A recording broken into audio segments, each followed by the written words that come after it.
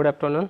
Today is the first lecture on marine hydrodynamics, and I assume you have already done some of the basic courses which are prerequisite for this course. And basically, in the second year itself in the Department of Ocean Engineering and Naval Architecture, you take this course, first course in marine hydrodynamics, which will be followed by several other courses. And so, a thorough background of this course is very essential, because even if tomorrow you are going to design a ship or any offshore structure or anything, then that will require the knowledge of this basic marine hydrodynamics background. And also you will be coming across several other courses in hydrodynamics which will be followed from this course.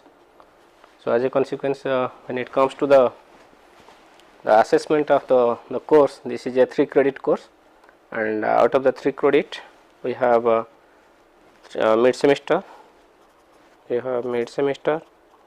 exam. Mid semester is 30 marks.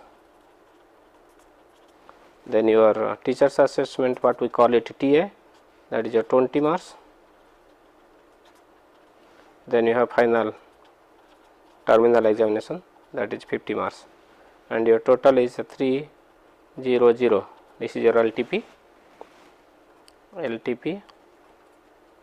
and then it comes to, when it comes to the teacher's assessment, I emphasize mainly on 3 aspects. One is the home assignment, homework.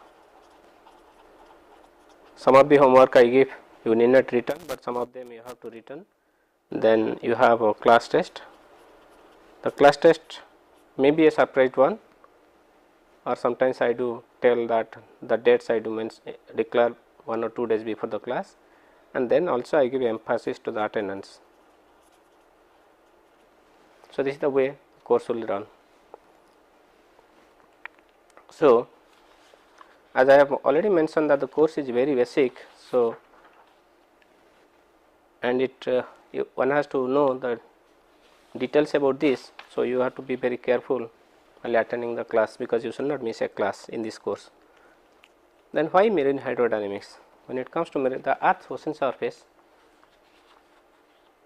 the total Earth ocean are of they are least explored, and about 70 to 75% of the Earth surface is covered by water. The total area of Earth's coverage is 97% by water, and out of the, so this is there is a high potential to understand this water, particularly the ocean system, and in the process marine hydrodynamics plays a very crucial role. And this marine hydrodynamics, some of the major, when it comes to the ocean, some of the major use of the ocean, it is a food hub, and in the mode of transportation we can use the ocean surface, and also we can utilize the ocean space for various humanitarian and military activities. So, if these are the ocean resources, then how to use them? One has to understand the dynamics of the ocean water, that is what we will study here, that is marine hydrodynamics. So, when you understand the dynamics of the ocean water, then we have to understand the dynamics of floating bodies, dynamics of fixed structure like various coastal structure or maybe offshore structure, anything comes there. Then we have moving bodies, like when you look at transportation in the ocean, there are ships and other marine bodies, even if for carrying our transportation purpose, particularly for export import purpose, we always use the ocean, and that is one of the cheapest mode of transportation. But in the ocean, one of the most disturbing force is the surface of the ocean, which is we call the wave. It provides a lot of resistance to the, when a body moves on this, it provides a lot of resistance. Even if when there is a structure that is in the sea, there are forces which act on this structure, and they are the wave forces, and that is again the fluid forces. So, this emphasize that one has to understand the dynamics of the marine water, particularly what I say here, the marine hydrodynamics. So, this is very essential to understand the dynamics of the fluid And to understand this, before understanding the dynamics of the marine water, let us have a, since this today we are going to the basics, so we will emphasize that what is a fluid, because water itself is a fluid. So, what is a fluid? So, when it comes to a fluid, we say that anything that flows, that is called a fluid. So, it can be air, it can be water, because when it comes to air, we breathe air and we drink water. For every activities of ours, we need air and water. So, under here in fluid mechanics, we try to study the dynamics of this air, water and other fluids. Now, there are two ways to look into. One is the macroscopic, one is the microscopic. Any matter, always we analyze it from the microscopic point of view, and then also we do analyze from the macroscopic point of view. In the microscopic point of view, when we look at the microscopic point of view, we always consider matters consist of molecules, and they are which are in random motion, and they are separated from one another by a distance which is at least comparable at the molecular level, molecular size. So, in this context we have three things comes into picture, that is we have gases, we come across gases, we have liquid, and then we have solid. So, in case of a gas, the separation distance, this molecular separation distance is less, it is great. On the other hand, in case of a liquid, it is more than that of a solid and less than that of gases. On the other hand, in solid, this molecular separation distance is least. So, again when it comes to fluid, when we talk about fluid, as I have mentioned that anything that flows is called a fluid. So, again it is can be, this fluid itself can be called as gas, and another we can call it as liquid. Then we can always say that there are two branches, one is solid, one is fluid. So, now when it comes to, then if we want to understand better about the fluids, we have to know some of the characteristics of the fluid. And when it comes to the characteristics of fluid, then I will say that what are the kinds of fluid. As we have already know that, water is a liquid, whereas air is a in the gaseous state. So, we always say that one is compressible fluid and the one is incompressible. So, because gases changes in compressible fluid, the volume changes with the change in pressure. On the other hand, in this case, with change in pressure, the volume changes. So, it is compressible. Here volume does not change, it does not change with a change in pressure. Almost all liquids are here are example, all liquids, and here you can say gases, example are gases, air, etc. Now, this is when we are looking at, as I said, that in the microscopic level we consider this, but what happen, there is another aspect what we call is macroscopic level. In the macroscopic level, what we consider, we do not consider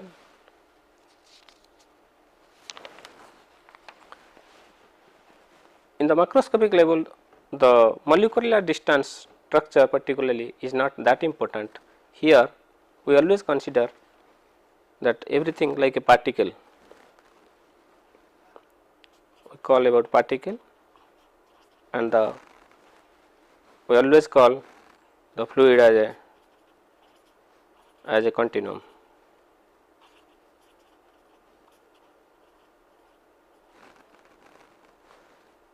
As a continuous structure.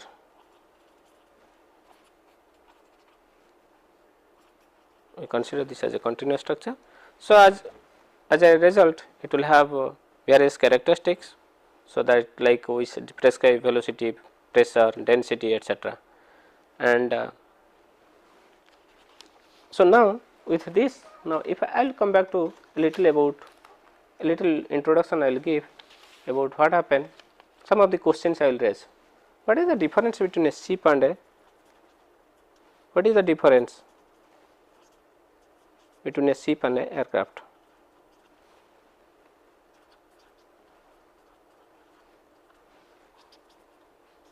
Ship and an aircraft.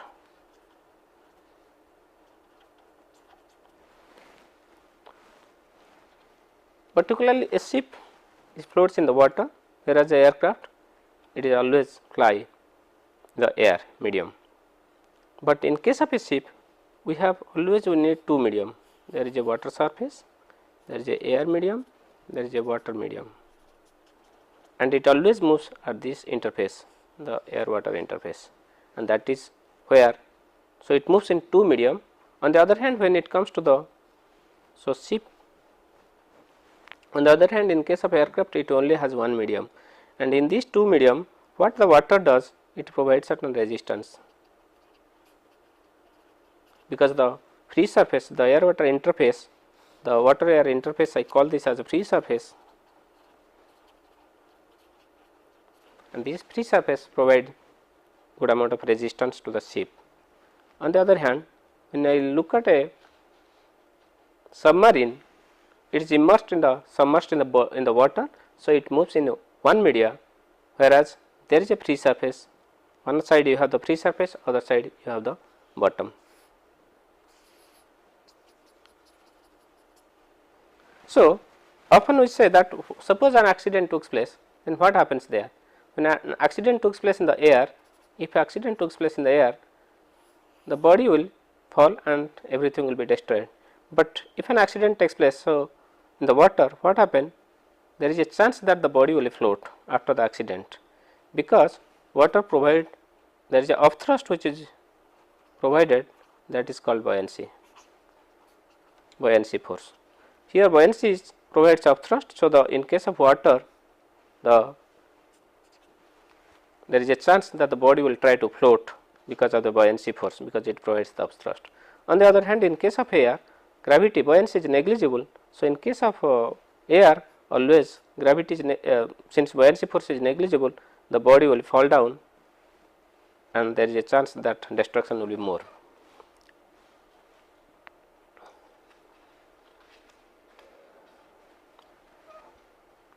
Now, another question only which you can, why water birds have webbed feet? These questions I leave it to you, it can be answered later. You will come to that in some point of time, or you can answer to me in the next classes. Where are the second question I want to put you, where are the position of the propeller in a ship or aircraft, and then why? And give me the difference between a submarine and a ship. Now, with this, if I go to, now we will go to some of the characteristics.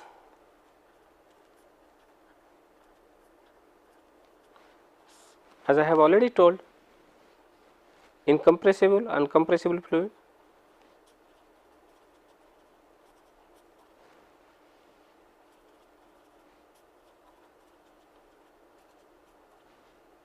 fluid is incompressible, uncompressible fluid, and I have told that air is compressible, whereas water is incompressible. In case of air, we have then we have something, I will come to that little later, viscosity, viscous fluid, non-viscous fluid.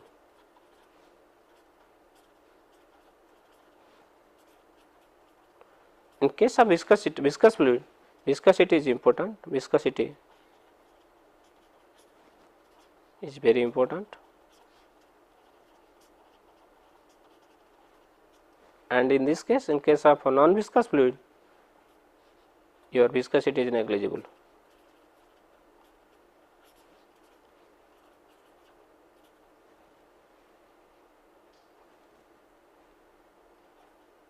Your viscosity is negligible. Then we have something called potential flow. Talk something called potential flow. That means when the motion, when the motion is irrotational,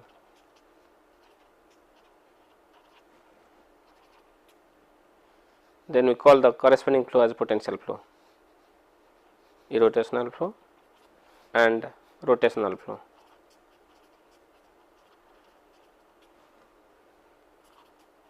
So, in this case the fluid rotate, here the fluid will not rotate, and in this case we call the flow as potential flow.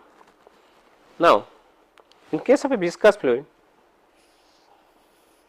in this case, in case of a viscous fluid exert pressure that is normal to the boundary and it exerts some shear stress. On the other hand, in case of here presence of shear stress. On the other hand, in case of non-viscous fluid, shear force, no shear stress, no stress is available. In general, I will say that all fluids in nature have viscosity.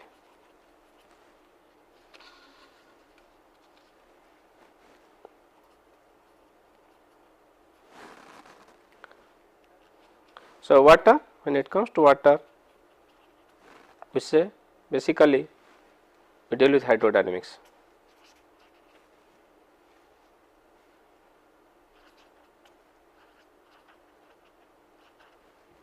We deal with hydrodynamics. The word hydrodynamics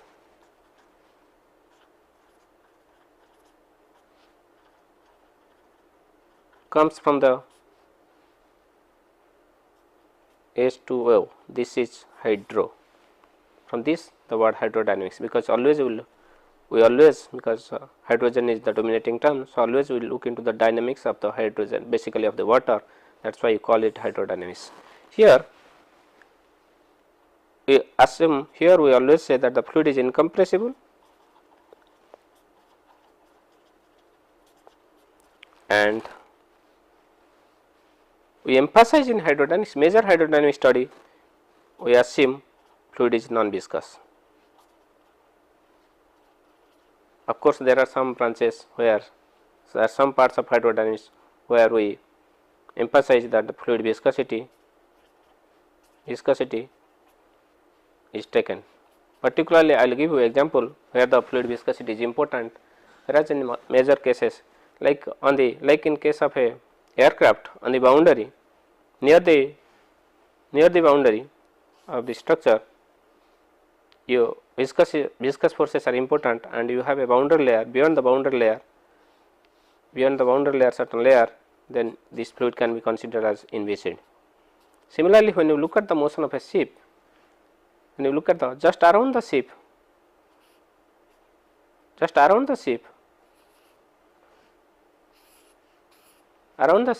near the viscous forces plays a certain role, but beyond that, beyond certain limit, your viscous forces will the fluid can be assumed inviscid.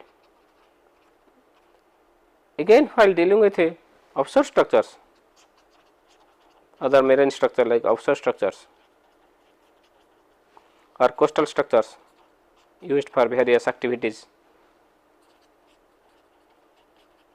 if the structures are large, basically for large structures,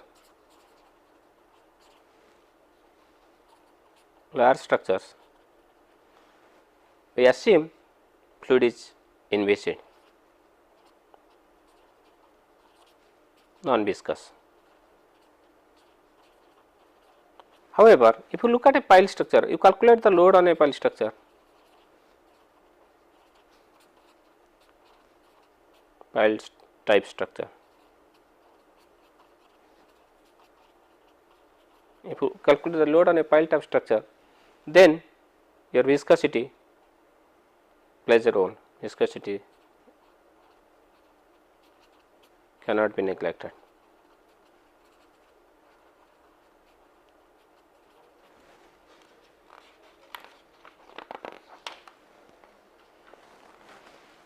Now, with this background, there are other aspects. One of the major part of water is that there are current in the ocean. You have current in the ocean, you have wave in the ocean, we have salinity, ocean salinity, we have temperature, something we have we have sometimes we see that in the ocean we have internal waves, particularly in a stratified fluid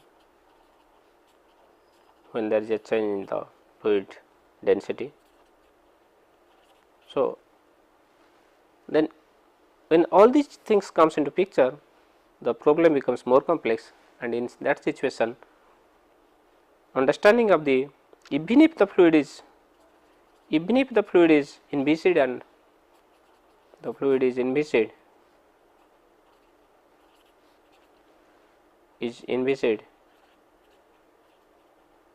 and incompressible,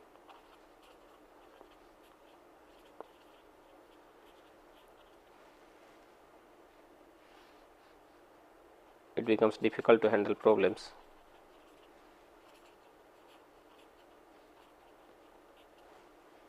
To handle a large number of problems.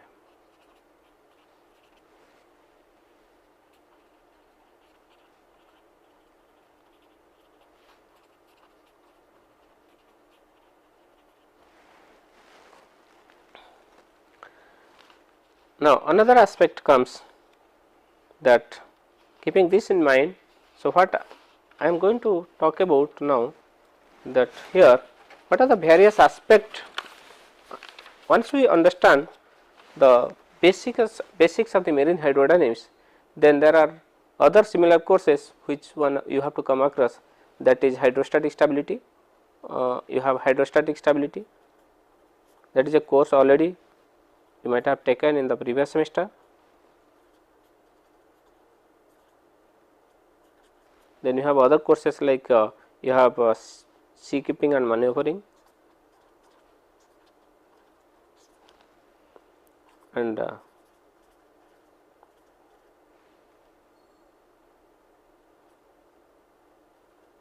sea keeping and maneuvering, and you have resistance and propulsions.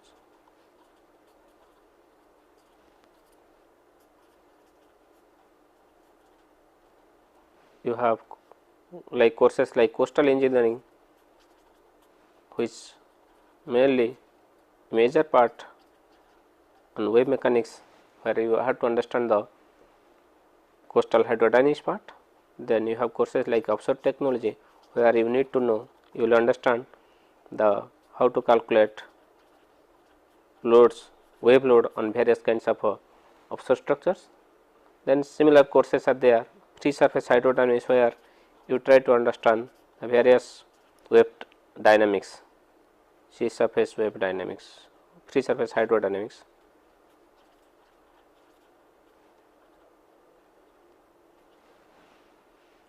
And then you have a course, you have courses on oceanography,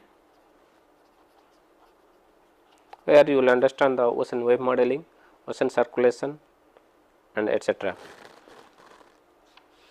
So, with this, now with this background, I will go to tell you what is how to go to the, I will talk about the flow description.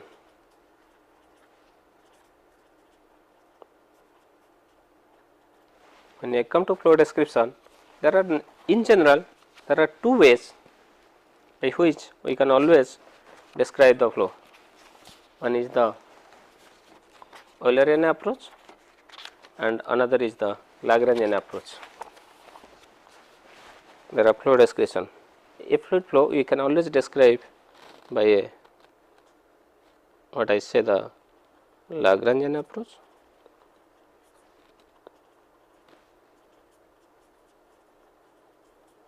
The other one is Eulerian approach. In the Lagrangian approach, you fix a point, first you focus on a single point, and then this is a particle, and then you follow its path. Suppose A, B, C is the position of the particle, and after some time this position is becomes R.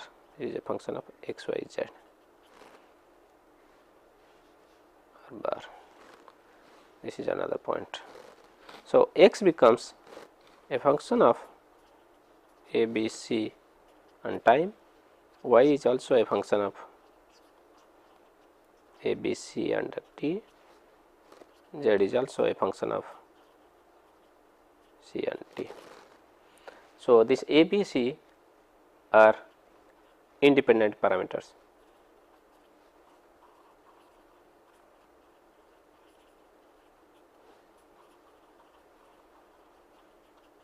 They are independent parameters, and this kind of Lagrangian motion, this is suitable, this approach is more suitable when we have rigid body. Rigid body analysis particularly, but in case of a fluid, when it comes to a fluid, more appropriate we go for the Eulerian approach.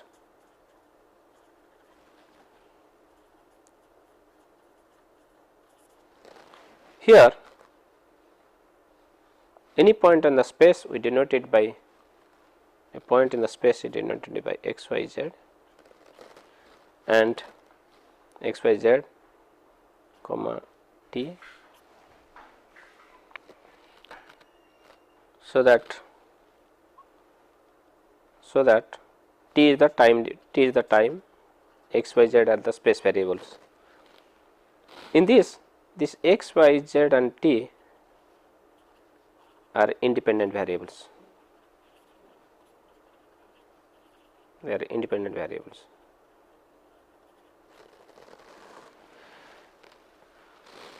So the position at any point, we always call this, if q is the velocity at any point, so q bar always we call it q bar r bar t. R is the position of,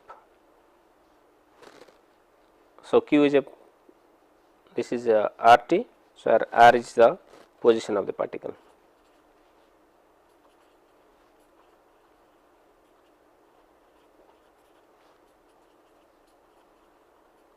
Is the position of the particle.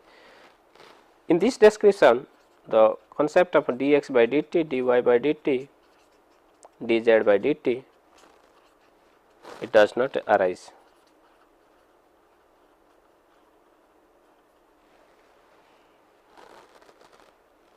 As they are independent variables.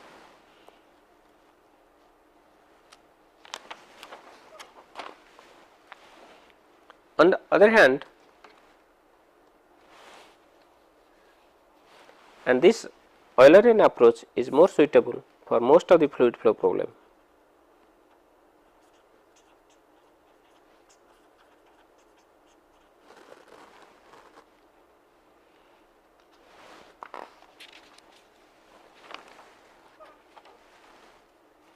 Now, I will come to the,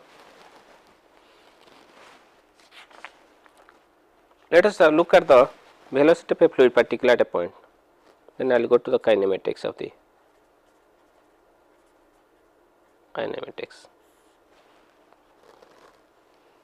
for fluid flow.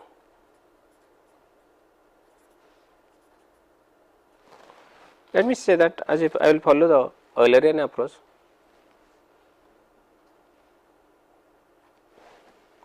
I will follow the Eulerian approach. In this, let at time t, at O is a point, this is origin O, then let me say that suppose P is any point, P is a function of RT. Now, let at time t r is the position. So, we have OP bar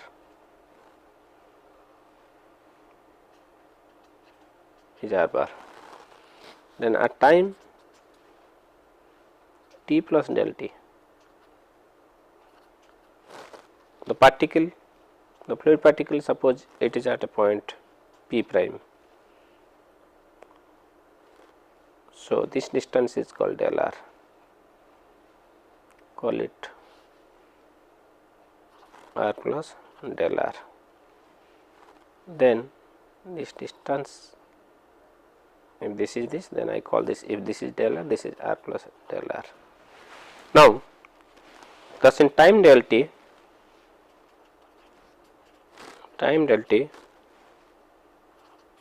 the particle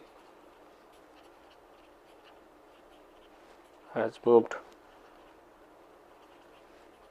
the distance del r bar.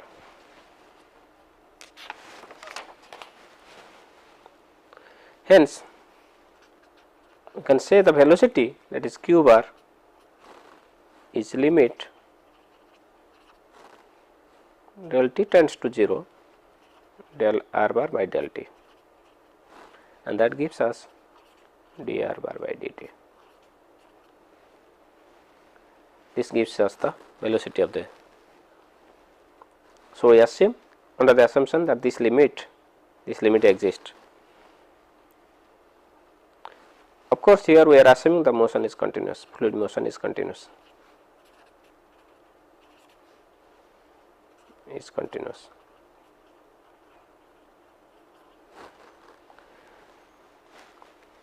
In Cartesian coordinate system,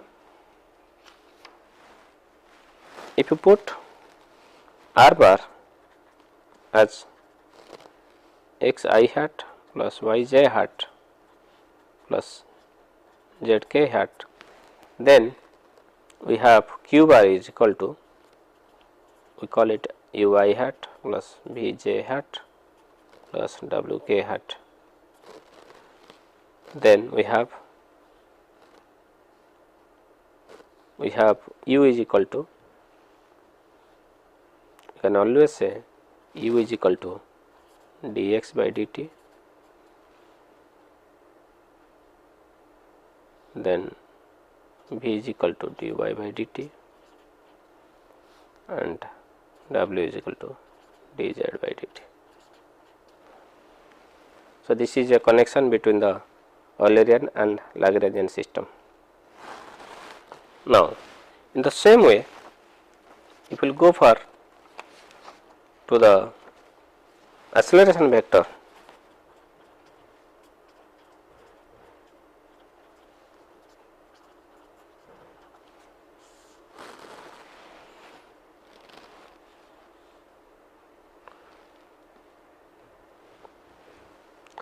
if I assume that at time t, let the fluid particle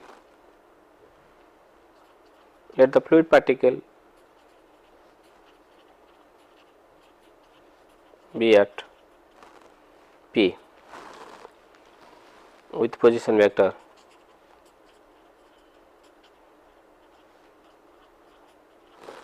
r bar. Hence, let the velocity at P be q bar, which is a function of r bar and t. Suppose after an interval of time del t, if after an interval of time the particle, if P is the point, sorry, initially P is here, we have O here, this is OP, and after point del t it moves to point P bra. Then you have, then after after del t time, the velocity vector becomes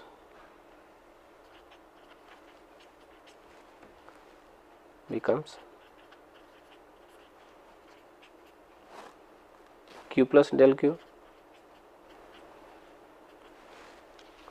and in this case q plus del q becomes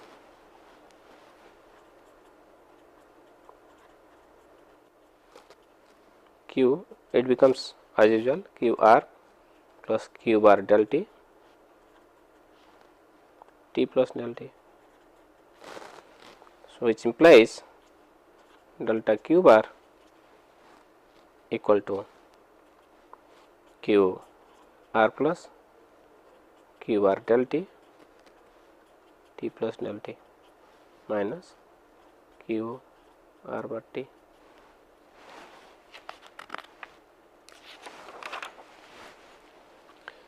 If we expand it by Taylor's theorem, by using Taylor's theorem,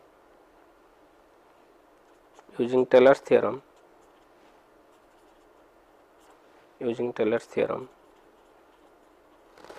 we can also write q of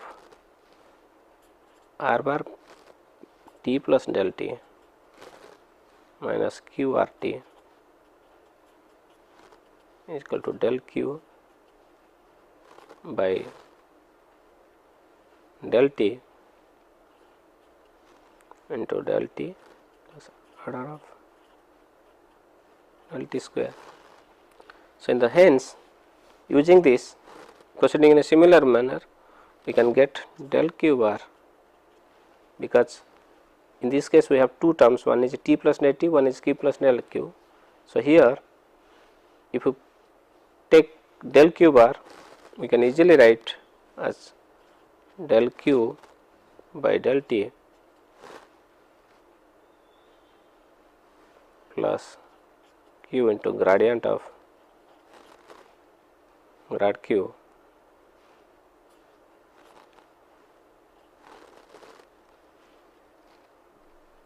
grad q of r t plus del t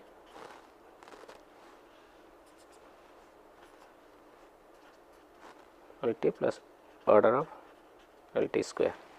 If we do that, then if in the limiting sense, if we take the limit del q bar by del t, then that will be del t tend to 0, that will give us del q by del t plus q dot grad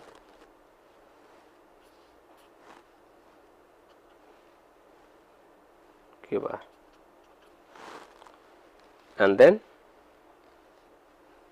which can be written, from which this becomes, this gives us d by dq bar by dt. This is del by del t, del q by del t plus q bar grad of q bar.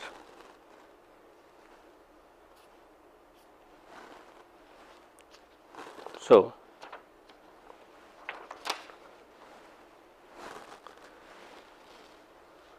this d by dt, thus we have got d by dt is identically del by del t plus q bar dot grad. So, this one is called the, we call this as the total derivative,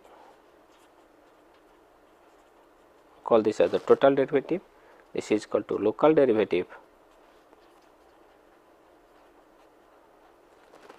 plus convective derivative.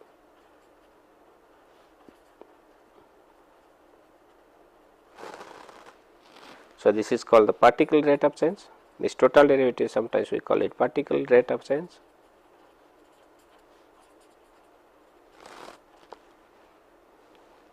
This is the local derivative, time rate of change. This term refers to time rate of change.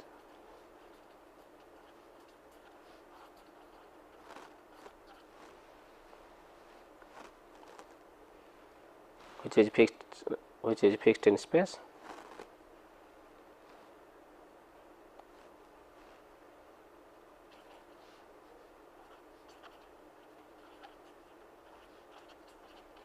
Basically, the point particle is fixed in space here.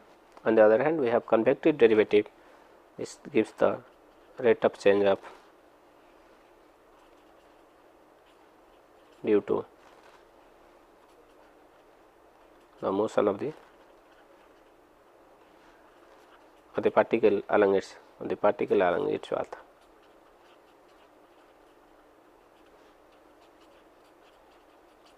So, in fact, in fluid mechanics, often we use this derivative. Sometimes we call this as substantial derivative.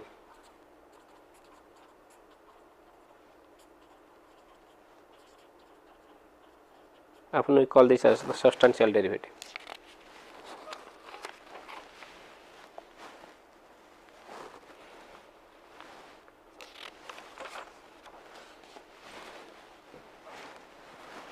The same also we can also go for this in the same way. So, in the if we this d by dt in the Cartesian coordinate, the d by dt can be written as del by del t plus u del by del x plus v del by del y plus w del by del z, where u v w are the component of velocity.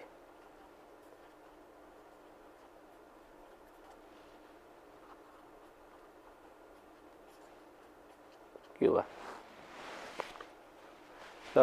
The same can be easily derived in case of a cylindrical polar coordinate.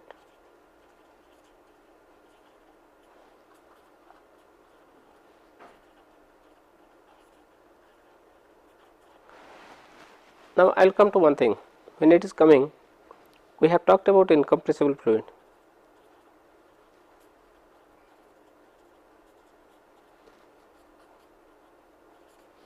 I talked about incompressible fluid. In case of incompressible fluid, we have here we say we come across, when you have a fluid, you come across the density, which is a function of x, y, z and t. It is not necessary for incompressible fluid, it is del rho by del t equal to 0 does not mean that the fluid is incompressible.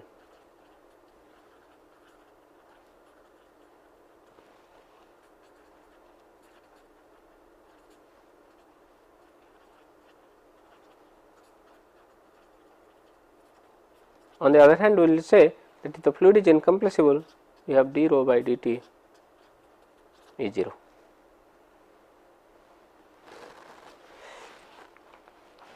So,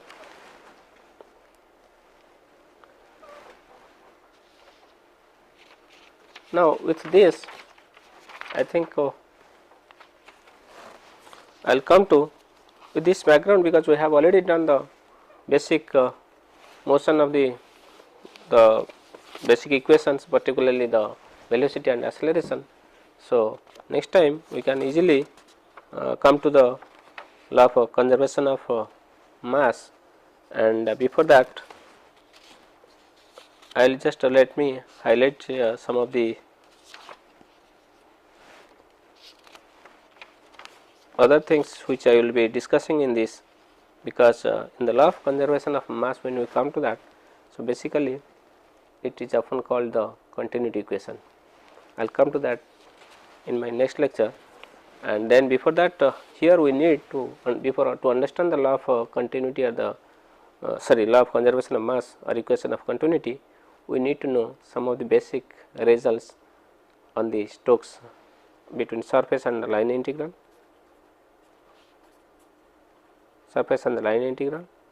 and since this course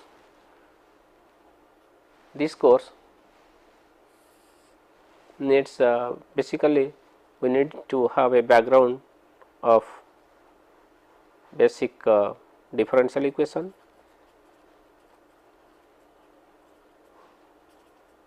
a good background of a differential equation, complex analysis, complex variables, function of complex variable,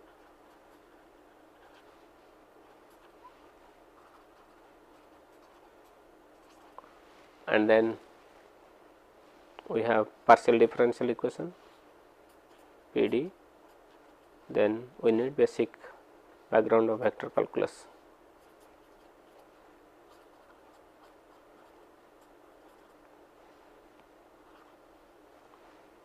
Background of vector calculus. So, if these backgrounds are there, then we will not have much of the difficulty in going through this course. So, since I have a little time, I will just say that, let us say what is the connection between a surface and line integral. Let me talk about the surface and a line integral. If f is a continuously differentiable function, vector function, let me consider a region E and let del S be an elementary surface, then and n is a outward run normal, n hat is the outward run normal at this point, then and S is the surface, is the region E is bounded by the surface S, then we have f dot n integral over S, f dot n ds is equal to integral over E divergent of f dv d tau, where d tau is the elementary volume over the surface area of this surface. So, d tau is the elementary volume here. So, this is what, and n is, as I have mentioned, n is the outward run normal, the normal is run in the outer direction. So, this result is very, because this is converts a volume integral to a surface integral, and this is often we call it Gauss divergence theorem.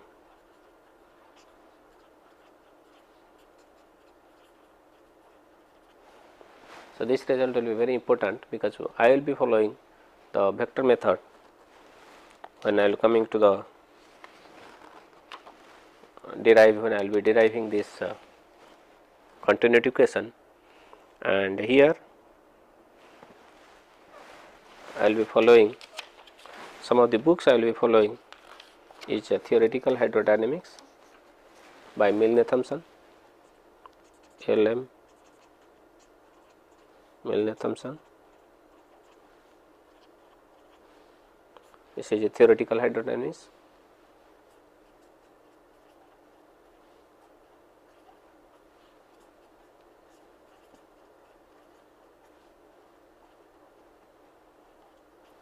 Basically, I will be following this book.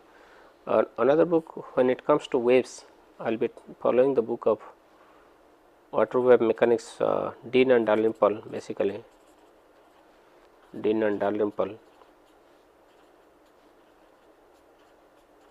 That is water wave mechanics for scientists and water wave mechanics.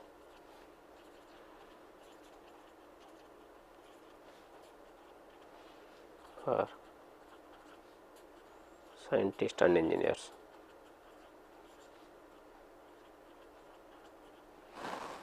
This basically these two books, and also some of the book of Newman, Nick Newman, book of Nick Newman of MIT Press. But a major part of the course I will be following this book, but for the web part I will be following this book. This book I will follow in between with the reference. This is my reference.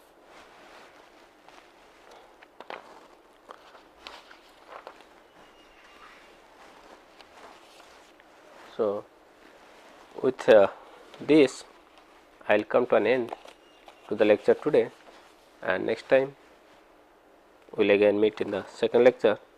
We will talk about continuity equation, which is basically the law of conservation of mass. Thank you.